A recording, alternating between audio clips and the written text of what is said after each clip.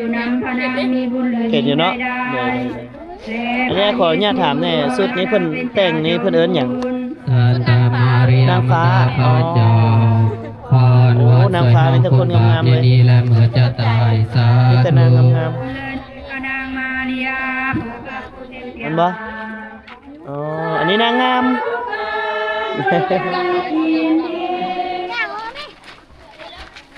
เจ้าโอ้แจกของบ่มีขนมแจกค่อยบ่บ่มีซ้ำ เคยมีเงินในกระเป๋า บ่คือแจกค่อยแน่เบิ่งบรรยากาศเด้อพี่น้องเด้อการแห่เอาพี่น้องตอนนี้บ่เตียคำอยู่บ้านน้ำดิกเลยนี่เพิ่นกำลังแห่สบายดีโอ้เพิ่นกำลังแห่มันบ่นี่โอ้เอาพี่น้องเอาเพิ่นกำลังแห่อย่างบ้านนี้เป็นบ้านศาสนาคริสต์เนาะพี่น้องเนาะ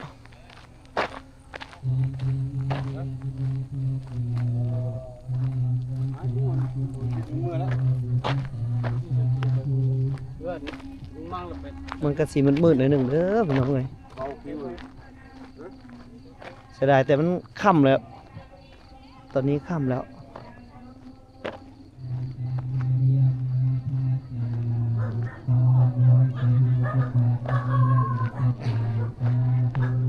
เดี๋ยวมาเบิ่งคนเฮ็ดพิธีอยู่บ้านน้ำดิกเนาะคนกำลังแห่บุญ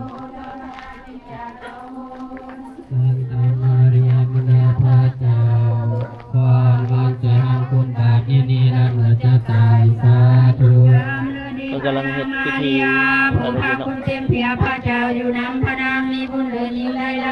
ๆแต่พระเยซูบุญล้วนพระนางเป็นเจ้าจอมบุญซานตามาริยามันดาพระเจ้าพรวอนใส่เฮาคุณบาปนี้และเมื่อจะตายสาธุถ่ายได้อยู่เนาะคุณพระคุณเต็มเพียพระเจ้าอยู่น้ำพระนางมีบุญเหลือยิ่งใดๆแต่พระเยซูบุญล้วนนี่บ่เจ็บข้ามหาก็เคยเห็นได้นี่ซานตามาริยามันดาพระเจ้าพรวอนใส่เฮาคุณบาปนี้และเมื่อจะตายสาธุจำเลยนี่พระนางมาริยาคุณพระคุณเต็มเพียพระเจ้าอยู่น้ำพระนางโดยสบายดีตอนนี้เขากำลังเฮ็ดพิธีเนาะซานตามาริยามันดาพระเจ้า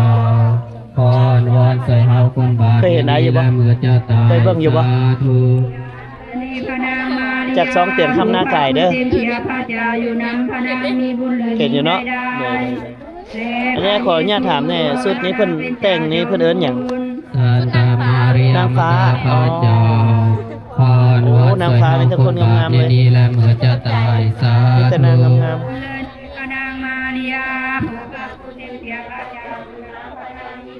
นี่คือนางฟ้าพี่น้อง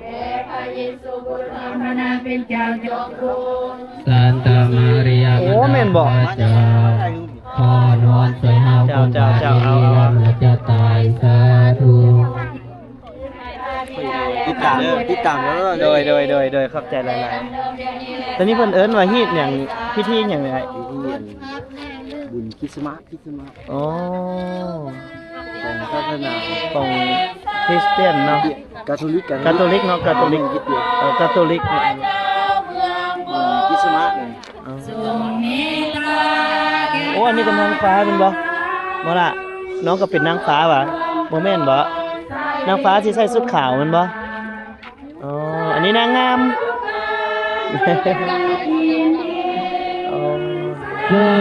ทุกการเดชากุมาบ่แต่คำโชคดีแฮงเนาะมื้อนี้ที่ได้มาเห็นพิธีของเพิ่นนะพี่น้องสวรรค์เสือพระกุมารพระเจ้าทรงโสดทอมตัวลงมาเป็นมนุษย์เพื่อบุตรตาของเมมาลีสาธุการด้วยใจยินดีสาธุการแก่พระกุมารโลกา เอาจะก็ติดนางฟ้า สุกุมารพระเจ้ามีอุปาองค์ผู้ทรงเป็นมิตรเกิดสาธิในดวงใจฉัน นี่แต่นางฟ้าเนาะพี่วันนี้ได้เข้าติดตามแล้วบัดนี้เด้อนางฟ้าติดตามเด้อนางฟ้าเด้อเป็นเป็นพิธีเนาะเพิ่นกำลังแห่ว่าคิดว่าสิบ่ทันเลยเด้อพี่น้องว่าการแห่ของเพิ่นนี่คือยังโชคดีที่บ่เตียงได้มาทันบ้านน้ำดิกคือว่าเป็นการมาเทื่อทบิดของบ่เตียงคำนาไกแล้วก็ยังได้เห็นเนาะกับพิธีการดังกล่าวนี่เนาะพี่น้องเนาะ ทุกการโดยใจยินดีทุกการโดยพระกุณา อยากให้พี่ให้น้องได้เบิ่งกับบรรยากาศนำกัน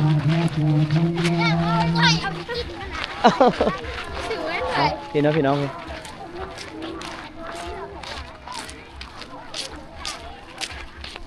ก็เป็นพิธีการแห่เอียงบ่าวเตียกัมพูเนาะตอนนี้ขี้ฝุ่นเด้อพี่น้องเด้อขี้ฝุ่นขึ้น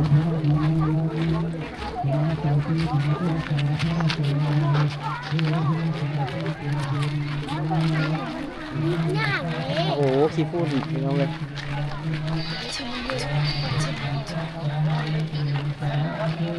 มาถ่ายทางนี้ อ๋อนี่อันนี้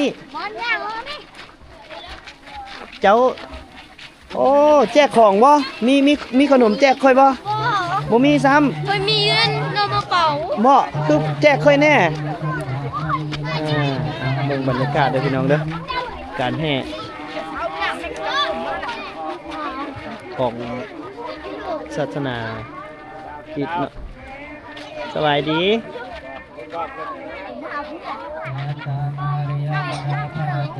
ก็ยาวๆเลยเนาะพี่น้องเนาะให้พี่ให้น้องได้เบิ่งมาเบิ่งว่าพิธีนี้เพิ่นกำลังเฮ็ดหยังต่ออีก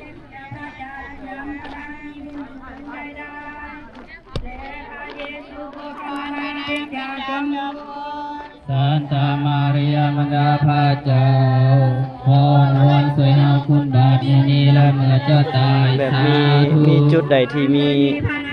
มีคนมาน้องไอ้ถามเลยคือมีคนมาบูชาแหละต้องได้ยุดบ่ส่วนหลายเพิ่นเอาหยังมาบูชาขนมเงินดอกไม้เนาะนี่คือขบวนน้องๆนางฟ้าเนาะพี่น้องเนาะนางฟ้าเข้าไปติดตามเด้อ โอเคเดี๋ยวจะเข้าไปสิ สันตามาริยามดาพระเจ้าพรวอนสวยเฮาคนบาปนี้และเมื่อจะตายสาธุ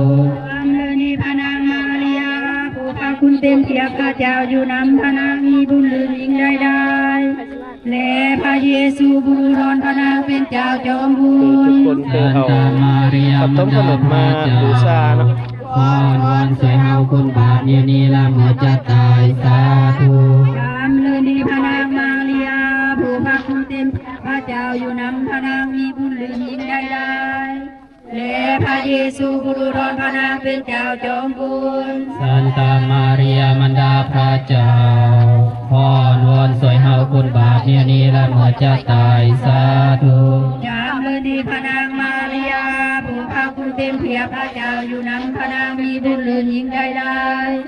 และพระเยซูบุรุษรพระนางเป็นเจ้าจอมบุญ สันตามาริยามดาพระเจ้า นี่คือเอาเครื่องมาบูชาบ่แม่ นี้และเมื่อจะตาย เครื่องมาบูชาเพิ่นโดยหากได้เข้ามาบ้านนี้เทื่อแรกเลยนี่เคยได้ยินแต่ชื่อ สันตามาริยามดาพระเจ้า อันนี้เพิ่นเอิ้นคาทอลิกเนาะ วอนสวยเฮาคนบาปนี้และเมื่อจะตายสาธุ ที่ว่านับถือพระเยซูเหมือนบ่มีไหม นับถือพระเยซูด้วยกัน แต่อันนี้ ไม่ค่อยนับ คือ ถือ แต่ แม่ ดังเดิม อ๋ออันนี้นับถือแม่ ไปสาธุ อืม คนนี้เสียนนั่นนะเจ้าบรินับถือแม่ได้ อ๋ออันนี้คาทอลิก แล้วอันเครื่องที่เอามาบูชานี่มีอีหยังแน่สลาย มีข้าวต้มขนมอะไรนี่แหละของธรรมชาติบ้าง แล้ว เอาไว้ให้เฮากระห้องเอาไปเติมห้องแล้วก็ธรรมชาติ โดยแล้วเอาไป ไป ใช้ วัด อ๋อวัดอยู่ใกล้ๆนี่มั้ง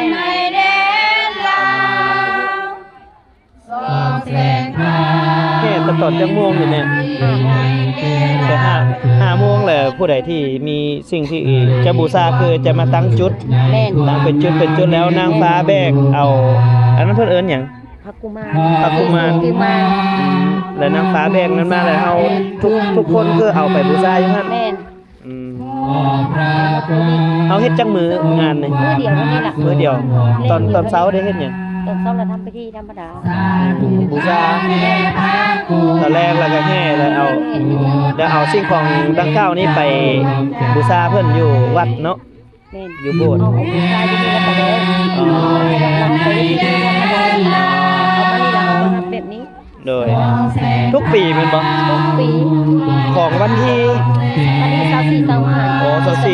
24 25วันคริสต์มาสเนาะขอบใจละลายเด้อแม่เด้อคือนางฟ้านี่ได้คัดเอาบ่หรือว่า เจ้าก็ต้องให้เลือกเอา ได้เลือกเนาะ เจ้าเพียงเดียวแล้วก็เจ้าต้องได้หามพระเยซูกุมาร เอาก็โหที่ไปที่มาหน่อยหนึงเนาะพี่น้องเนาะบ่เตียงข้ามก็เป็นเทื่อแรกเนาะที่ได้มาเห็นเห็ดทองอันนี้ก็เลยได้ต้องได้ถามหน่อยหนึงพี่ เจ้ามาถามว่าเจ้ามาถ่ายรูปเป็นยัง อ่า ค่อยนำมาไปแบ่งให้ผมมาส่งมาส่งมาเจ้ามากับเจ้าก็บอกมา อืม เจ้าเป็นรู้เป็นได้บ้าง โดยพอดีน้องเฮ็ดชื่ออะไรชื่อเกี่ยวกับเฮ็ดทองประเพณี แม่นแม่น สถานที่ท่องเที่ยวอย่างต่างๆเลยนะคือเพื่ออย่างเพื่อว่าให้หลายคนนะรู้ว่าเทศกาลแบบนี้เพิ่นลิ้นแบบนี้แล้วก็นักท่องเที่ยวสามารถมาร่วมมาเที่ยวมาชม แม่น มันก็เกิดการสร้างรายรับในชุมชนเฮาขึ้นประมาณนั้นนะสองของเฮา2เตียงคำหน้ากายเตียงคำหน้ากายนะเจ้าโดย ใส่กระเบื้องดอก อ่า ไปเห็นอยู่ โดยมีแต่บอกเพิ่นซั่นแหละเพราะว่าเฮาก็อยากพัฒนาคืออยู่บ้านเฮาก็มีหลายจุดที่น่าเที่ยวอยู่เห็นยังมีหลายจุดหวังว่าในอนาคตบ้านน้ำดิกสิเป็นจุดท่องเที่ยวอีกจุดหนึงพี่น้องอยากมาลิ้นอยู่เทื่อหน้าก่อนจังสิมาถามเพิ่นอยู่ว่ามื้อใดบุญใหญ่แท้ เดือนวันที่31 เดือน แม่นบุญฉลองวัดแล้วแม่นใหญ่อันนั้น ทุกปีแม่นบ่โดย เอ้อันเจ้าที่อยู่ในวัดนักบุญอยู่ในวัดที่เจ้าว่าต้องเป็นเจ้าที่ในวัดอันนี้เป็นที่อยู่ในประจำวัดแล้วบุญต้องได้เอาให้ในเหตุวันนี้แล้วแต่โซได้คำ ยังมีอีกเนาะพี่น้องก็ เจ้าเราลูกนี้ขอหูบุญคุณขอจบคุณ คือสุดขาวๆนี่เพิ่นเอิ้นว่าคุณพ่อเนาะเพิ่นประจำอยู่วัดบ่เข้าใจแล้วพี่น้องบางวัดที่นี่มีแต่พี่เพิ่นเอิ้นคุณแม่เนาะ เป็นเจ้าดวงใจ แต่หลังจากที่เพิ่นเสร็จพิธีหลังจากเพิ่นเสร็จพิธีนี่เพิ่นก็ใช้ชีวิตผู้คนเฮาทั่วไป ก็อยู่กันเพิ่น โดยเข้าใจ ได้ แล้ว เฮ็ดกินเองเพิ่น อ๋อ เพิ่นก็อยู่แต่ เอาเข้าใจข้อมูลทางแม่หลายๆเนาะที่เพิ่นในบ้านทำไมเนาะชื่อหยังก็แม่ เหรียญ ชื่อเวียนแม่เวียนเนาะแม่เวียนในบ้านเพิ่นแม่เวียน เหรียญนับดิ โดยไว้โอกาสหน้าบ่เตียงคำได้เดินทางมาเที่ยวบ้านเพิ่นก็สิมาแวะมาลินมาหาเพิ่นเด้อฝากเป็นลูกเป็นเต้านำเจ้า โอคำบานสุกาเสียมในพาพลใสสาธุการแลพระกุมารโปรดประทานเป็นเจ้าดว แต่คำจะให้พี่น้องได้เบิ่งจนจบเลยแล้วก็ว่า EP นี้เป็น EP พิเศษ ในแดนลาวส่องแสงพามกว่าดาวแสนดวงโนเอโนเอในแดนลาวส่องแสง ที่นี่จะมี2บ้านเนาะมี สัตว์ที่ให้แก่ มี อา สี่บ้าน มี4บ้าน ครูพระบิดาของข้าพเจ้าทั้งหลาย บ้านโบเน่ง บ่แน่งก็แม่นนะ เมนโบเน่งกับคิดเดพูดน หลังจากที่เพิ่นเฮ็ดพิธีหับเนาะให้พรแล้วก็บรรดานางฟ้าก็สิได้ ำ หาบเอากุมารเนาะ อาหารพระจันทร์วาน ไปอีกขอบใจเด้อเด้อเดี๋ยวสิติดตามเบิ่ง ขอ ในจบ โปรด พิ ทิ ธี ศให้พวกข้าพเจ้าเธอพวกข้าพเจ้าโปรดให้เขา คุณพ่อคุณ ข แม่ ออย่าพาพวกข้าพเจ้านิยามถึงหลอกลวง แต่ให้พ้นจากความเสียหายเถิดสาธุ ยามเลินีพานางมา ส่วนหลายเฮาเริ่มแห่จากจุดใดไอ้ พระเจ้าอยู่นำพระนางมี จุดสุดเลย อ๋อจุดสุดบนที่ว่าเฮา จุดสุดบ้านเลย อันนี้นี่เนาะ แม่นล่ะ เห็นมีหอหนึงอยู่ แม่นนั่นแหละจุดนั้น การตามาเรียมดา แต่ว่าทุกๆปีพี่น้องที่เป็นวันคริสต์มาสเนาะเพิ่นก็จะเฮ็ดพิธีดังกล่าวนี้ อยู่เมืองหินบูนเนี่ยก็สิมีอยู่4บ้านที่นับถือศาสนาอันนี้ศาสนาคาทอลิกบ่ แม่นล่ะ คาทอลิกเนาะคุณพ่อเนาะ แม่น สานตามาเรีย มีอยู่4บ้านก็มีบ้านอีหยังบ้านตัวนั้นน่ะไอ้ บ้านน้ำดิบนาตะเกะพกให้โดน วันนี้ก็ได้มีโอกาสมาติดตามเบิ่งฮีตคองประเพณีของแต่ละศาสนาพี่น้อง สานตามาเรีย จุดนี้ก็แม่นอีกนี่เนาะ พรวอนสวยเฮาคนบาปนี่เมื่อจะตายสาธุ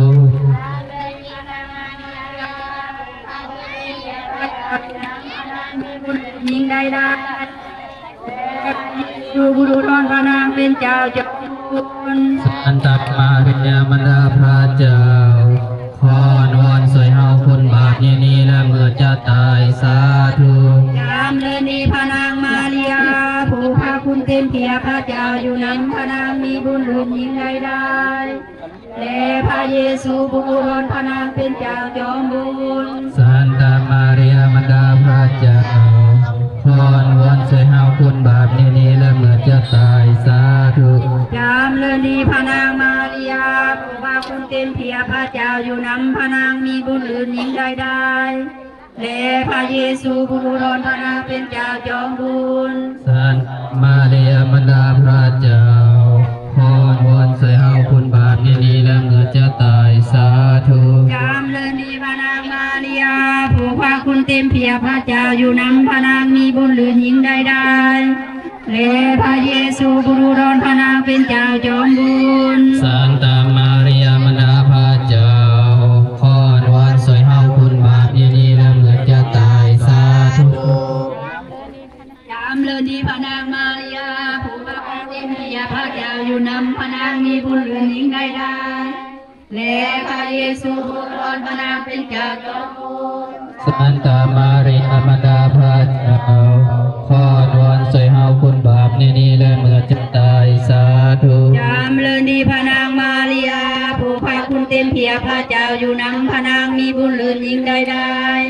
และพระเยซูบุรุษรอนพระนางเป็นเจ้าจอมบุญ สันตามาเรียมดาพระเจ้าขอนวอนสวยเฮาคนบาปนี่และเมื่อจะตายสาธุ ยามเลนีพระนางมาเรียผู้พาคุณเต็มเพียพระเจ้าอยู่นำพระนางมีบุญหรือยิ่งได้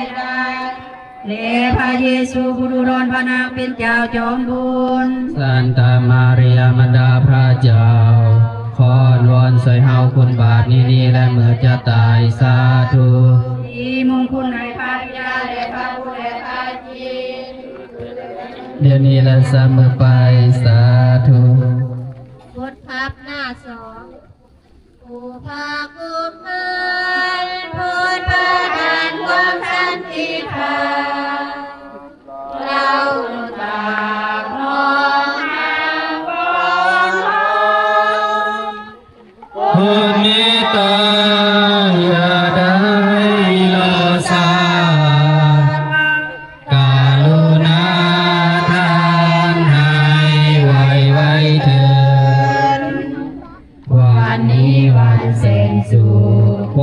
ทุกเข็นต้องเว้นวา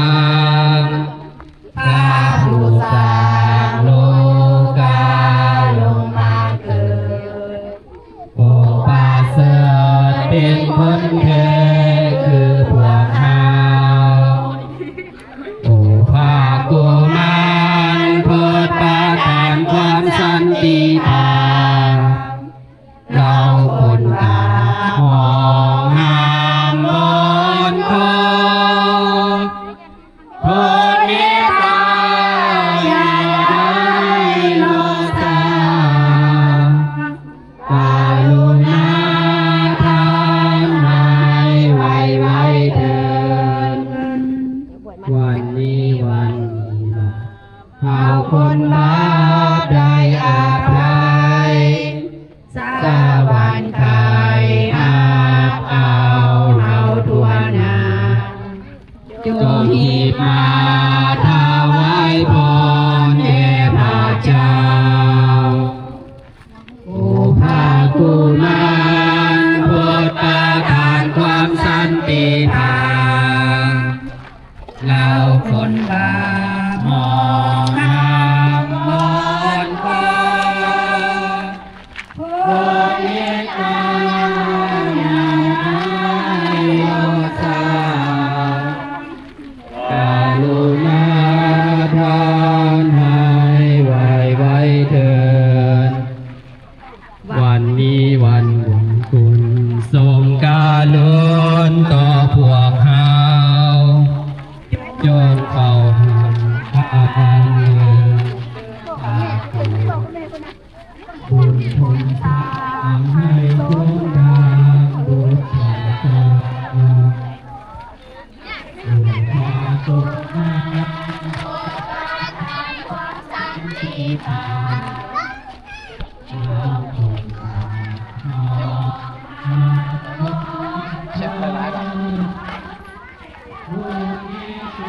ไปดีแล้วเนาะทางนี้พี่น้องก็ถวายน้ำเพิ่นมาถวาย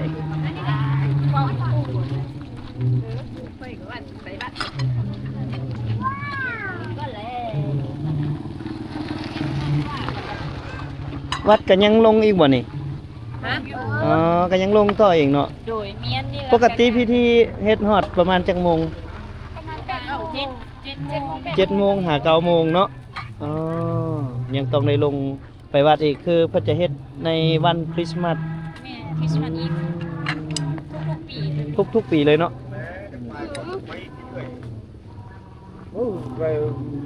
ก็เป็นจุดของศาสนาเนาะอันนี้ก็เพิ่นเอิ้นว่าศาสนาคริสต์บ่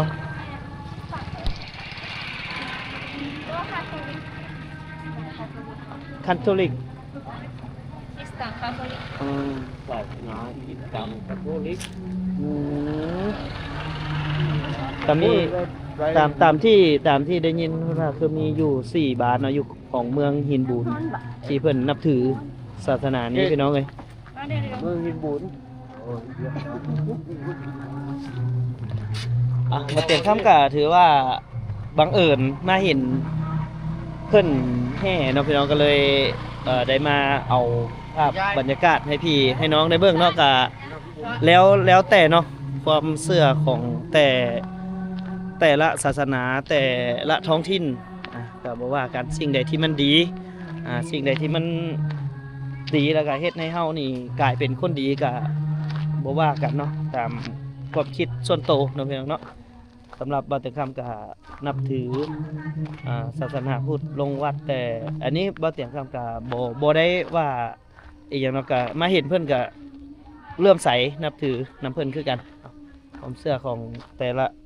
ท้องถิ่นที่เพิ่นนับถืออย่างสิ่งใดที่มันดีก็เฮ็ดไปพี่น้องเอ้ย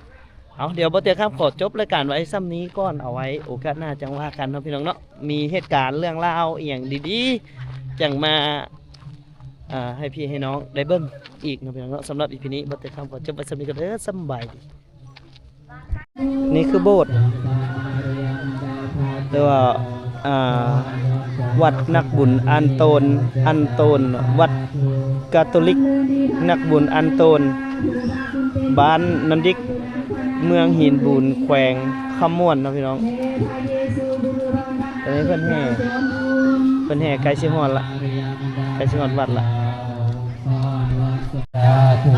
เข้าเลยเนาะพี่น้องเนาะบัดนี้ถือว่าเป็นกลุ่มถวายกลุ่มสุดท้ายของหมู่บ้านเดี๋ยวเราจะเข้าไปเบิ่งในวัดเพิ่นตื้มว่าเพิ่นมีหีบคองอีหยังตื้มอีกเนาะ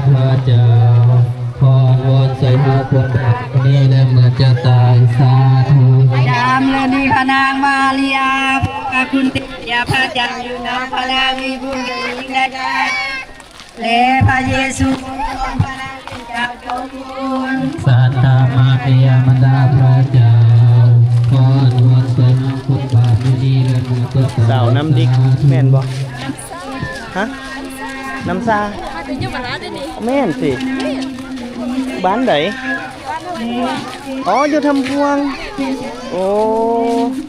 มาเบิดสามเลยเหรอฮะเจ้าอยู่ทำพวงอันสองคนเด็กอยู่บ้านไหนอยู่บ้านนี้เลยน้ำดิกเลยอันนี้ก็น้ำดิกโอ้ไอ้อยู่หน้าไก่ผู้แม่นเคยเห็นเพจไหนอยู่บ่เพจโดยเข้าใจเนาะ นี่แหละเมื่อจะตายสาธุ เพิ่นอันนี้คือวัดเพิ่นเนาะพี่น้องวัดอยู่บ้านน้ำโดยสบายดีโดยอ๋อเดี๋ยวเพิ่นก็ถือว่าแล้วเนาะพี่น้องเนาะวันนี้เนาะฮอดละฮอดวัดเพิ่นแล้ว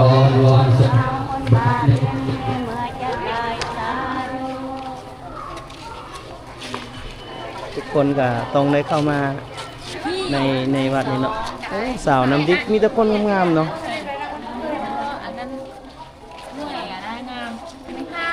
สาวน้ำดิกงามเนาะแม่เนาะ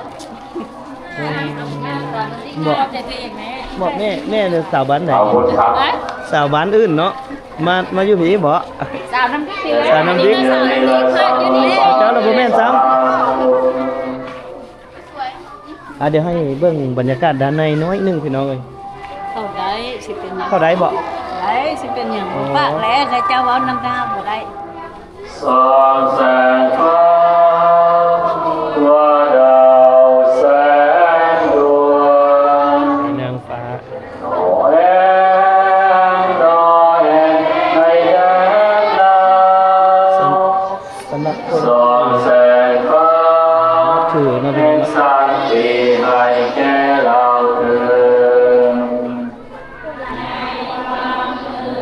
ในความหนาวเย็นพวงโลกาเราออกมาความโมชาเป็นเพื่อนพวกมา